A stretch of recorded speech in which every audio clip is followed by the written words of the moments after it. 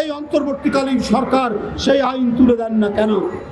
মাননীয় প্রধান উপদেষ্টা, দোষরদেরকে দুধ কলা দিয়ে পোষা হচ্ছে বিএনপির বিরুদ্ধে, এবং তারা হয়তো আপনার সরকারকে নানাভাবে বোঝাচ্ছে যেদেরকে বাড়তে দেওয়া যাবে না, নানাভাবে দমিয়ে রাখতে হবে।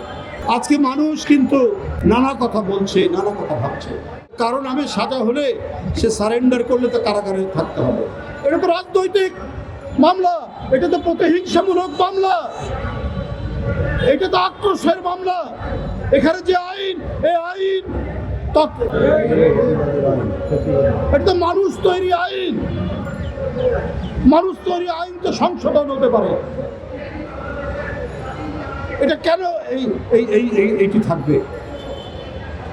যারা 15 বছর 16 বছর নিজের মা থেকে নিজের বাবা থেকে বিচ্ছিন্ন যারা ছিল, যারা আসতে পারেনি, তারা এসে আবার কারাগারে, আবার নিপীড়নের মধ্যে। মাননীয় প্রধান উপদেষ্টা, আজকে মানুষ কিন্তু নানা কথা বলছে, নানা কথা ভাবছে। যে দোষরদেরকে দুধ কলা দিয়ে পোষা হচ্ছে, এবং তারা হয়তো আপনার সরকারকে নানাভাবে বোঝাচ্ছে বিএনপির বিরুদ্ধে, আপনার সরকারকে নানাভাবে বোঝাচ্ছে এদেরকে বাড়তে দেওয়া যাবে না, এদেরকে নানাভাবে দমিয়ে রাখতে হবে। আমার মনে হচ্ছে বিএনপির প্রতি আচরণের ক্ষেত্রে আপনার সরকারের ভূমিকা মনে হচ্ছে এইরকম। আপনার সরকারের ভেতর থেকে মনে হয় তারা কেউ নির্বাচন চায় না, একটা মূলা ঝুলিয়ে রাখার চেষ্টা করছে।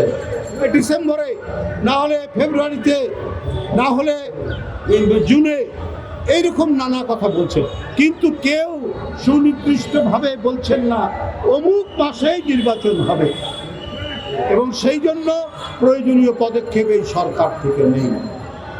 এটা অত্যন্ত সুস্পষ্ট। এই যে আপনার সরকারের টাল বাহানা নির্বাচন নিয়ে, আজকে দিনকে দিন কিন্তু দেশ তার যে শৌর্য, তার যে বীর্য, তার যে ৭১-এর যে অহংকার এবং ২৪-এর ৫ই আগস্টের যে অহংকার, সেই অহংকার মিলিয়ে মানুষের সবচাইতে বড় প্রত্যাশা বহুদলীয় বহুমাত্রিক গণতন্ত্র প্রতিষ্ঠা। এটা তো প্রতিষ্ঠা এখনো হয়নি। সেই সুযোগ অনেকে নেওয়ার চেষ্টা করছেন। আজকে মানবিক করিডোরের কথা বলছেন, এই মানবিক করিডোরও আপনাকে লুকিয়ে লুকিয়ে এটা বলতে হচ্ছে। আপনার জনগণের ম্যান্ডেট নেই, আপনি নির্বাচিত নন। আজকে সব দিক থেকে এই কথা ধ্বনিত হচ্ছে। এটার প্রতিক্রিয়া কি হবে, আমাদের সার্বভৌমত্বের অবস্থা কোথায় দাঁড়াবে, এটা জনগণের কাছে কোনোভাবেই খোলাসা করেননি। অনির্বাচিত সরকার অনেক গণবিরোধী সিদ্ধান্ত নেয়, কিন্তু আপনার সরকারের প্রতি প্রত্যেকটি গণতন্ত্রে অংশগ্রহণকারী রাজনৈতিক দল তারা সমর্থন দিয়েছে, কিন্তু সেই সমর্থনের মধ্যে আপনারা যে বলিয়ান হওয়ার কথা, সেই বলিয়ান আপনারা হতে পারেননি। কারণ জনগণের সাথে আপনারা কানামাছি খেলা খেলছেন, আপনারা লুকোচুরি করছেন। এই কানামাছি খেলতে গিয়ে জনগণের কাছে সন্দেহের মধ্যে আপনারা পড়ছেন। আজকে ভারত ট্রান্সশিপমেন্ট বাতিল করে দিয়েছে, আমাদের মালামাল ভারতের পোর্ট দিয়ে অন্য দেশে যেত। কেন করেছে? আমাদের সাথে তো কোনো বৈরিতা নাই। আজকে পাকিস্তানের সাথে তাদের সংকট তৈরি হয়েছে, সেটা তাদের দুই দেশের মধ্যকার বিষয়। তাহলে আজকে দিল্লি যে একের পর এক বাংলাদেশ বিরোধী ভূমিকা রাখছে, আপনারা তো সেই শেখ হাসিনার মতোই দেখছি। আপনাদের কোনো প্রতিবাদ নেই, আপনাদের কোনো উচ্চ কণ্ঠ নেই, এবং এইটা করলে আমাদের বিকল্প কি, এটাও তো জনগণের কাছে খোলাসা করা উচিত। তাদের মালামাল যাবে আমাদের দেশের উপর দিয়ে, আমাদের নৌপথ সড়কপথ ব্যবহার করবে, কিন্তু আমাদের যে ট্রান্সশিপমেন্ট ব্যবস্থা ভারতের সাথে ছিল সেইটা তারা বন্ধ করে দিল, ভিসা সুযোগ সীমিত করে দিল। আমাদের 2 বছরে 2 মিলিয়ন বাংলাদেশি চিকিৎসা, বেড়ানো, ব্যবসা বাণিজ্যের কাজে ভারতে যেত। এখন তার 80% বন্ধ করে দেওয়া হয়েছে। এতে অবশ্য আমাদের কোনো ক্ষতি নেই। ভারতের অর্থনৈতিক সমস্যা হবে, তাতে তারাই সংকটে পড়বে।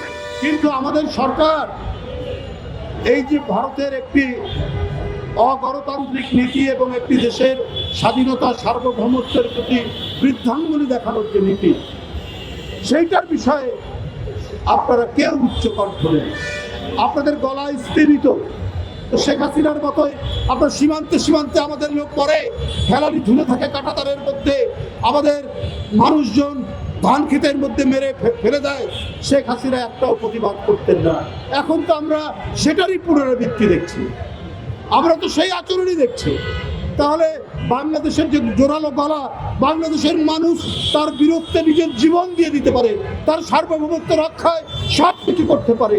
তো সেই মানে সাহসী বীর দেশের শাসক হিসাবে আপনাদের গলা এত নিচু কণ্ঠ কেন, এইটা জনগণ জানতে চায়। বন্ধুরা, আমার বক্তব্য দীর্ঘায়িত নয়। আমি মনে করি প্রকৌশলী শাহরিন ইসলাম তুহিন, তাকে অন্যায়ভাবে, অন্যায্যভাবে, অবৈধভাবে, রাজনৈতিক উদ্দেশ্য প্রণোদিতভাবে তাকে গ্রেপ্তার করে কারাগারে রাখা হয়েছে।